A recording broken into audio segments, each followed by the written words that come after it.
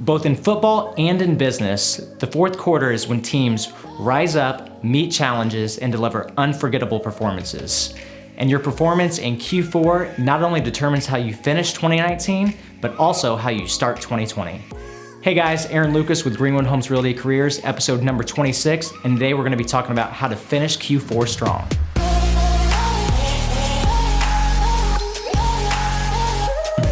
I'm gonna give you 2 killer tips on how to finish the fourth quarter strong.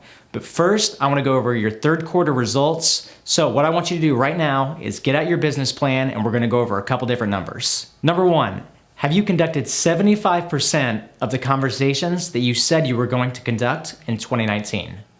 Number 2, have you conducted 75% of the appointments you said you were gonna conduct in 2019? Number 3, have you conducted 75% of the transactions that you wanted to happen in 2019? Number 4 is gonna be, do you have 75% of the profit that you wanted to create in 2019? Number 5, have you followed through on all of the marketing strategies that you said you were gonna implement in 2019? And then number 6, the last one, is gonna be, what are the biggest lessons that you've learned in the first 3 quarters of 2019 so far? So the big question is, how'd you do? If you're way ahead of pace and you're doing awesome, congratulations, keep up the great work. But when 2020 rolls around, let's set some bigger goals, that way you can continue to be in growth mode. Now, if you're a tad behind on where you wanted to be, no problem, keep watching this video, that way we can talk about how to supercharge the rest of the fourth quarter for you to help you achieve your goals. And if you're way behind your goals, it might be time to get an outside perspective and evaluate what it is that you're doing right and what it is that you're doing wrong in order to achieve the goals that you want to achieve. So now let's get into those 2 killer steps to help us finish this quarter strong. And the first one is that we're gonna create 3 different goals. And I want you to get these goals up and visual in your office, that way you're seeing them every single day. Number 1, how many appointments do you want to set before the end of the year?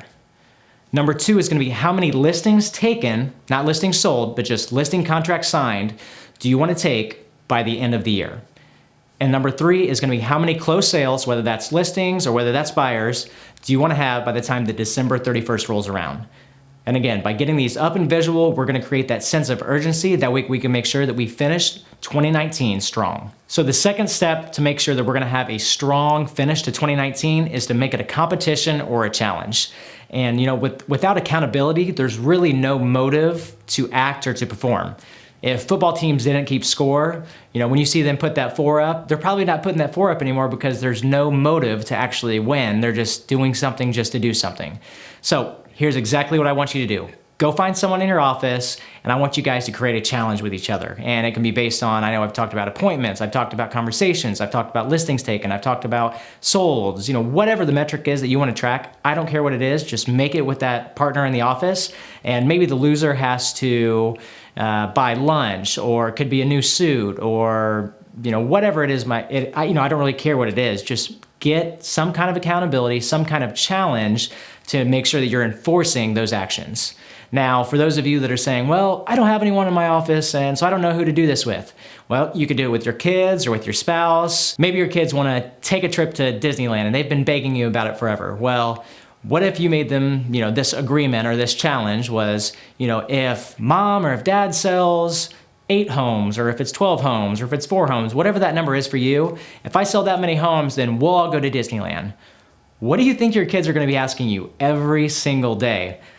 Dad, Mom, did you sell another home today? Did you sell another home today? Did you sell another home today? To eventually they get to the point where you're gonna say, you know what, I have to start making more calls and going on more appointments and getting more listings and getting more sales so that I can just make sure this conversation doesn't happen. Either way, whether that's with someone in the office or with one of your family members, you have to create that accountability to make sure that it's keeping you on track. So the choice is really up to you. Are you content coasting and easing out through the rest of 2019?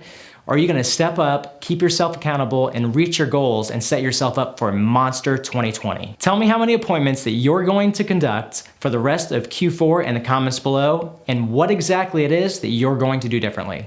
And remember, the goal of real estate is to get people to know you, like you, and trust you. And if you're not committed, you're interested. See you guys in the next episode.